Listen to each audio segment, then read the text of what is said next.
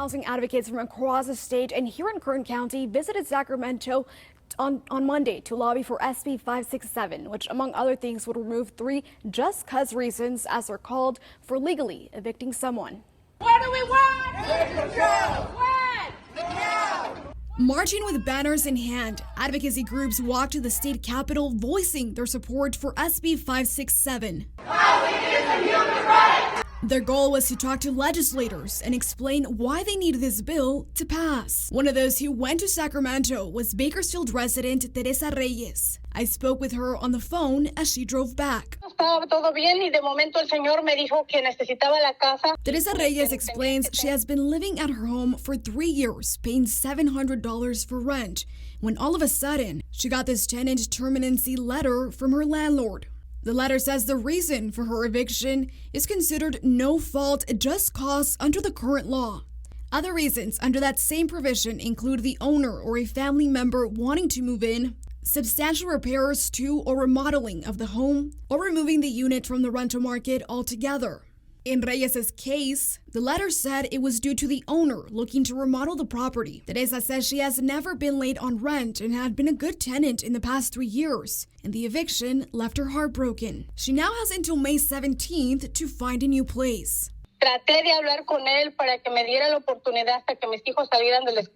She says she has a landlord if her and her family could at least stay through the end of the school year so her kids could finish off their semesters without dealing with the move.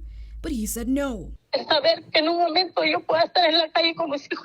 In between tears, she says with no luck getting an apartment, she's worried they might be homeless before finding something they can afford. And that just cause reason for evicting is what the new bill, SB 567, is hoping to get rid of in the California Tenants Protection Act of 2019, as legislators explained has been abused. With respect to substantial renovation, we have seen abuses in 2 ways.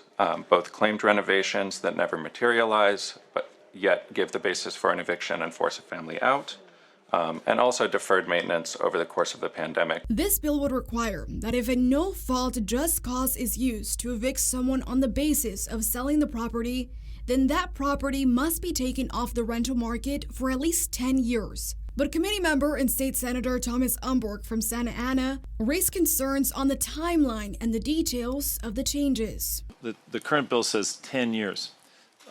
So again, we don't want to raise false expectations that at least as to me, 10 years off the market is way too long. And just as the room filled with those in support of the bill, there were those who opposed, like the California Apartment Association.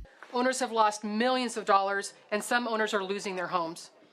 But the author of the bill, State Senator Maria Elena Durazo, argues the loopholes only let landlords take advantage of tenants. It's wrong for landlords to promise to renovate or remove a unit or promise that say that they're going to move in and then end up using that as an excuse to evict people and raise the rents. And cities like Bakersfield are already looking into that, with the City Housing and Homelessness Committee also meeting on Tuesday to discuss eviction prevention services. So when we're talking about the inflow of new individuals to homelessness, homeless prevention is more cost effective than rehousing or rehabilitating those experiencing homelessness. Jenny Byers with the City of Bakersfield says they're working with the Leadership Council for Justice and Accountability, who came up with this eviction prevention plan that could provide case management services, legal consultation, and mediation services.